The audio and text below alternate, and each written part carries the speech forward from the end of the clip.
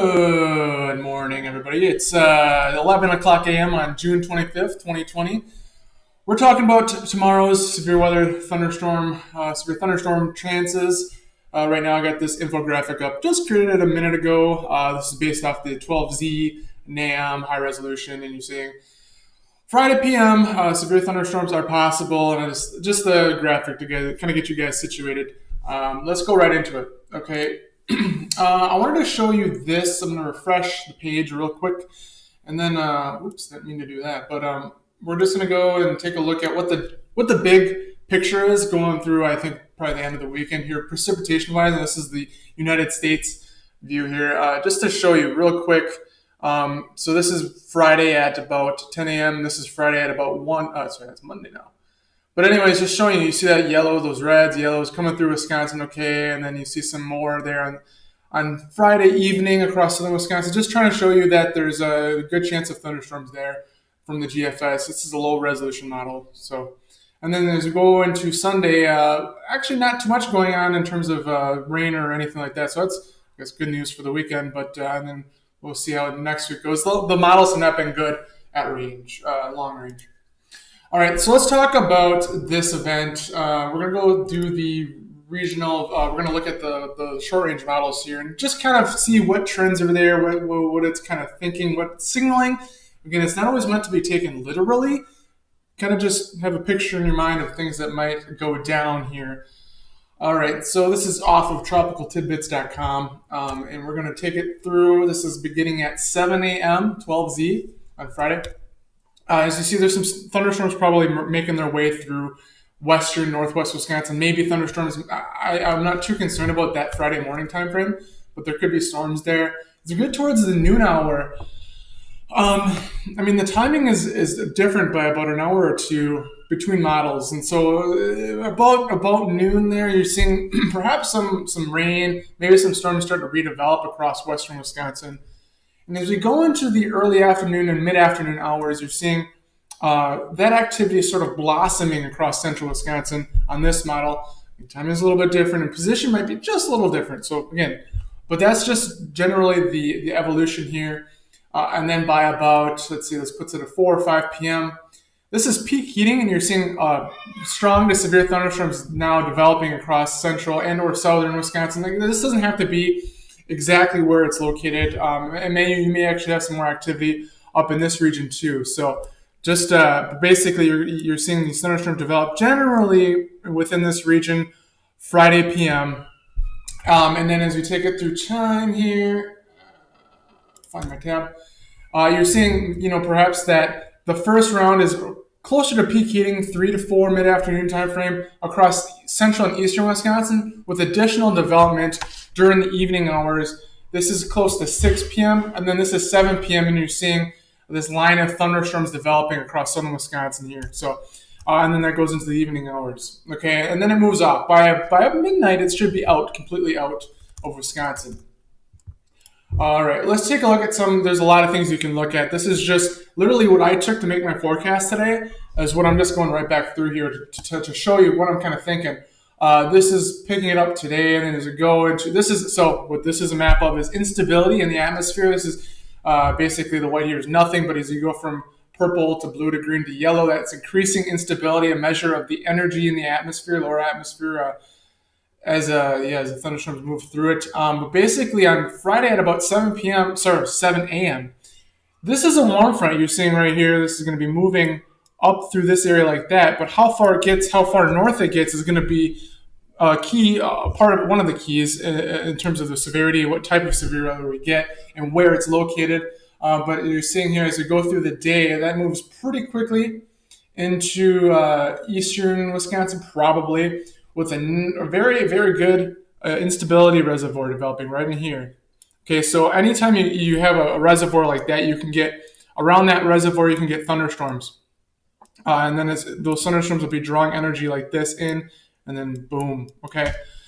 But that's typically one of the things you look for, a nice, good instability reservoir in terms of severe weather, somewhere you can get a good pool of energy to come from.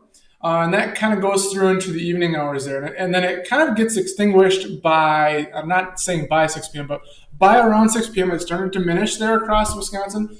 I think it's interesting how there's a pretty much a gap here across the Chicago region in terms of instability. So just one of the things I'm looking at. But anyways, yeah, I think that that's kind of interesting. So what this would indicate is probably around peak heating, you're getting a surge across the warm front in this section of the state, and you could have supercell thunderstorms develop in that region. Just just one model, okay. Right, I already showed you that. We're going to talk about this sounding now. This is kind of thick meteorology stuff here. This is the 40,000 foot flagpole I always talk about. What is the wind doing at height? So this is close to 12 kilometers up here. You can see my mouse. Okay, and at 12 kilometers in height, wind is out of the west at about 50 knots on this model. But then you go down to 700 millibars, you're seeing that it's actually veering a little bit from that top level there, and it's also still very strong. So that's interesting. Good, and I have it labeled good as in an indication of potential for strengthening or organized thunderstorms there. And then as you go down from about 700 millibars down to the surface, you're seeing nice veering, not great, but good enough. And the shear magnitudes on that 0 to 3 kilometer range are pretty good. As you're seeing, right, it might be hard to see, but it's about a 45 knot surface to 3 kilometer shear vector magnitude. Okay, so that's good. That's good enough for severe weather. The other thing, I kind of have that red arrow pointed at two numbers, but that 15 knots in the surface to 1 kilometer. That's where you look for tornadoes. Strong tornadoes tend to occur over 20 knots, just generally speaking. So I think if there's going to be a tornado, it's probably going to be on the weaker side. This sounding is cherry-picked. I want to find the worst-case scenario. So odds are that if there is a tornado, it's probably going to be weak. Just looking at that shear, but also looking at this whole sounding here. But I think, excuse me, there's enough there from 0 to 3 up to say that those updrafts will be organized.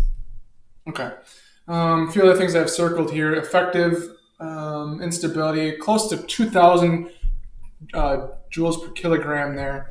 The surface base is 3,800, but that's sometimes a little bit of an overestimate.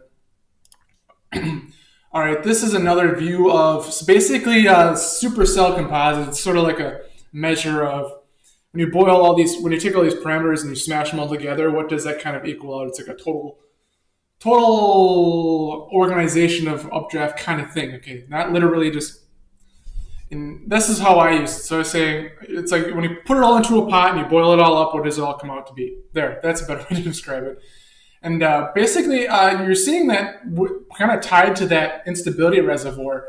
Some of these oranges and reds are indicating higher levels of organization, possibly supercell thunderstorm potential for a time there in the afternoon. This is at, let's go back. This is 1 p.m., 2 p.m., and as you go into the peak heating hours of 3 to 6 p.m., you're seeing that really surge up in here across. This is southern Wisconsin, perhaps into east central Wisconsin too. If the timing is a little bit slower, you might see that sneak into northeast Wisconsin as well, north of Green Bay. But yeah, these reds and pinks in here, just an indication that, yeah, there's probably going to be something going on here at that time frame. And then as you go into the evening hours, closer to 6, it's all really seems to be tied to, the main thing seems to be tied to this surge here during the peak heating hours across eastern Wisconsin. And then as you go to the overnight, closer to 7, sorry, that's not overnight. Late evening, closer to sunset, the wind becomes, I would say that these profiles down in here become unidirectional, and it's probably going to favor more of a damaging wind threat. These storms are going to tend to line out. So really, if you're working backwards here, we're going backwards in time. If you're storm chasing or you're looking for supercell thunderstorms or all modes of severe weather, you're probably going to see it there on peak heating in the eastern side of the state, somewhere in there. Okay, there's other things that I think that point to that. If you read the update I made, the forecast I made at 10:30 this morning on WisconsinDynamics.com, I kind of talk about the timing of the shortwave, why that matters. Here's the European. This is from last night's run. And you're kind of seeing, let's go back. You're kind of seeing that axis right in here, kind of, at about 7 p.m. on Friday evening. Now let's go take a look at some of these other models. This is the European. Now the GFS, look at where that one has it. It has it way off into lower Michigan at 7 p.m. So this is, to me, an outlier. Even at the 12Z run, this is the GFS. This is the latest GFS way off to the east. So, maybe, but I'm not really buying that. And I'm kind of looking at the European and going, all right, we're probably going to have a shortwave axis right about there. So what that tells me is that it's going to be passing through Wisconsin and around peak heating again. So that's key. Timing is really important this event. And we look at the other models. Here's the NAM. Okay, so the European and the NAM are generally on the same page. Okay, different in terms of aggressiveness. NAM is always a little bit more aggressive, but then the European is but they're all kind of generally in the same ballpark. Okay, it's GFS that's the outlier. So that's important, right? So if this were again this line here, you're seeing if it looked like the GFS, things would fall apart, and you'd probably have a busted severe weather event because the timing is just way out of whack. But I don't think that's going to happen. All right, let's get rid of this one. Let's go to the next one. Okay, so remember what I just showed you about the 500 millibar jet here. It's not really much of a jet. It's just a kind of an increased zone of flow up to about 40 knots across southern Wisconsin, coming out of the west-northwest at about 7 p.m. I would say more westerly. And then as you go to the 850 millibar, so at 500 millibar, that's like polar jet stream. And then as you go to 850, that's low-level jet. When you see basically the cyclones at the bottom, if they're stronger at the bottom, this is not meteorological.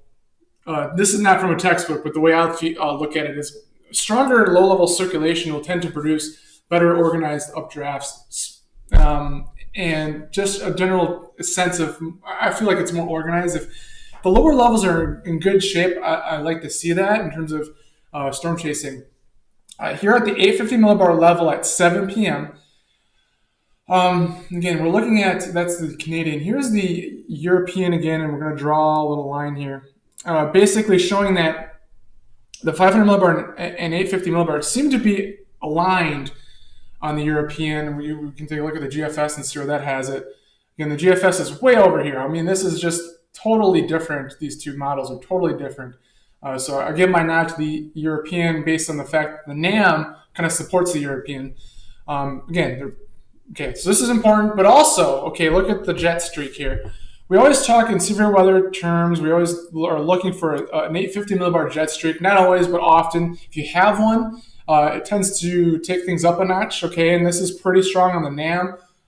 Basically, you're seeing these colors here. This is moving like this out of the southwest, and you're putting southeast Wisconsin on that northwestern fringe of it, which is an okay place to be. You're probably having the storms at 7 p.m. somewhere in there. At 7 p.m., the storms are probably somewhere in here because you've seen that wind shift here and here, okay? But basically on the western fringe of that, that's probably where you're going to see the severe weather chances. European, again, showing the European probably doesn't have the resolution to get what the NAM is showing, but the European and the NAM are basically on the same page, pretty close in terms of magnitude, strength of the wind flow there. So that's important. That's a key feature.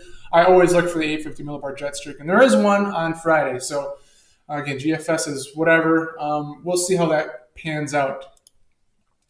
Just real quick, the European forecasted rainfall amounts. I don't know if this is going to pan out exactly this way. I just generally think if you're in southern Wisconsin, you're probably going to have a chance at 1 to 2 inches locally or higher amounts, but not everybody getting there. So it's convective thunderstorms. It's not like a widespread swath of 1 to 2. It's spots that get up to there, and then there's spots that are definitely lower because convective thunderstorms are smaller, more chaotic. They don't distribute themselves evenly across an entire region. So just wanted to show you that. Okay, this is going to be hard to follow because if I go to, maybe not. Maybe I can do it. No, we're going to do the Northern Plains. This is, I call it the SPC HRF convective allowing models. It's basically, they're short-range models that are focused on convective trends. And oftentimes they perform better than some of the lower resolution GFS European at this time frame. Based on the resolution. But anyways, this is sort of what they specialize in. This is the HR model, and I think the HR is probably near the end of its run. I mean, all these models kind of are, but I tend to trust the NSSL, ARW, and NB. Some sort of mixture or blend between these three generally gets me where we need to go. And here at about 5 p.m., the ARW is faster, NSSL is a little bit faster, but you're seeing again, sorry, it's way down in that corner. Way down in that corner. Let me get to it again. Right down here, okay? Sorry, this is what this website gives me in terms of a domain to look at, so I apologize. But what we're looking at is right in here at about 5 p.m., suggesting thunderstorms, potentially supercell or organized updrafts there during peak heating, which would tend to allow for all modes of severe weather, including tornadoes potentially. There, and then we go to some of these other models now. The NMB is very aggressive. It's really crazy. I don't know if this is going to pan out this way. I've seen some of the lower res and the medium range models kind of display things this way, for what it's worth. The other thing we're going to look at here is this is apparently like a mixture of all these, when you put all the models together and then you boil it all together again, one of those measures, saying that probably 30 to 50% probability of basically, if you're looking for severe weather, it's probably going to be there kind of thing, okay? This is how I view it. But if you watch things evolve through the afternoon, it really intensifies quickly. Here at about 1 p.m. and then boom, boom, boom. You're seeing those concentric circles pop up and zero in on portions of eastern Wisconsin. So, yeah, I mean, when I look at this, I go, we have to keep an eye on this because things could evolve really fast. If the timing of the shortwave is a little bit slower, timing is going to be perfect for all these things to come together for severe weather across eastern Wisconsin. Okay. All right, here's our map for my map. I made it this morning. I'm going to take this map off there. So how would I describe this? Well, I have western Wisconsin labeled northwestern Wisconsin, Friday AM thunderstorms. I think that's when you're going to see your thunderstorm chance. I have this wrong zone all the way back to almost Minneapolis just to cover for that morning stuff. I'm not convinced it's going to be meaningless. I think there could be some oomph to that, but I don't think it's going to be severe necessarily. I have strong to severe there across northeast Wisconsin. If you read on wisconsinwx.com the forecast for the event, I explain why. I debated putting a target zone up there, and I just looked kind of funny. I didn't want to cross wires, but I did note it, and I think that if the warm front's a little faster, if the timing of the shortwave is a little slower, you could open the door for severe weather up there in northeast Wisconsin. But right now, I'm going to tend to say that, maybe things get more focused into east central or southern Wisconsin there Friday afternoon, and it kind of hogs the energy. We'll see. I don't know. We'll see. But yeah, and then I have that severe zone, a pretty big one from Prairie du Chien over to Green Bay and southeastward. Prairie du Chien, it's going to be tricky. I think if timing slows down, you're more of a chance there. And then, but you might actually be in sort of a gap between forcing mechanisms because eastern Wisconsin certainly has the highest threat. And then overnight, I think that activity is probably going to be south of Waterloo. Overnight, Friday night into Saturday, it's going to be south of Waterloo. So I just had to do it because you couldn't just carve that out. You know what I mean? Nature tends to fill the gaps like that. So I kept it in there. But anyways, that's okay. So this is the map I made this morning. This is the SPC. Now, if we compare, basically pretty close. Yeah, I mean, and they brought their slide all the way up into southern upper Michigan. Yeah, I mean, again, I explained why I didn't do that, but I'm hedging it pretty close there. And if you look at these, they're generally pretty close. Again, I wanted to emphasize that there is a chance of a strong storm here, but probably not severe there Friday morning, and I already mentioned that. Let's take a look. Let's read through the SPC outlook for, this is the older one. This was created at 12:54 a.m. this morning, so they'll have a new one up in about an hour or so, but as of last night, this is what they were showing. Mid-Mississippi, Missouri, Mississippi Valley, Great Lakes. Scattered thunderstorms are forecast to be ongoing across portions of the upper Mississippi Valley, upper Great Lakes region area at the start of the period, ahead of an advancing cold front. As heating drives afternoon destabilization, new storm development is expected near the advancing cold front. So that refreshed on me. We are here. Advancing cold front first over the Wisconsin vicinity, then stretching southwestward along the cold front into Kansas. Okay, covered that. Flow aloft through the lower to middle troposphere across the region will be sufficient for organized storms. Yes, okay, we covered that. Likely evolving locally into fast-moving, eastward-moving bands. Oh, sorry, I messed that one up there. Along with hail, damaging wind threat will be the favored severe risk, depending upon degree of destabilization, which can occur across the Great Lakes region in the wake of early period convection. Yeah, I mean, morning convection does tend to complicate things, and I don't know if it's as big of an issue as they might make it seem here for Friday. A more organized Boeing type wind risk could evolve. Yeah, but I also would pair that with the threat for potentially some more organized storms along the warm front during peak heating early afternoon. Again, they were probably basing their model off they're probably basing their forecast off of some of those overnight runs, which weren't perfect. They were a little weird.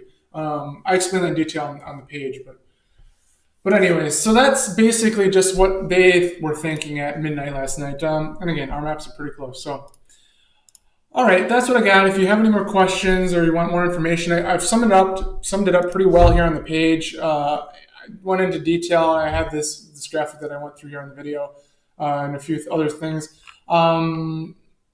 What do I think overall? I think, let me go back to this.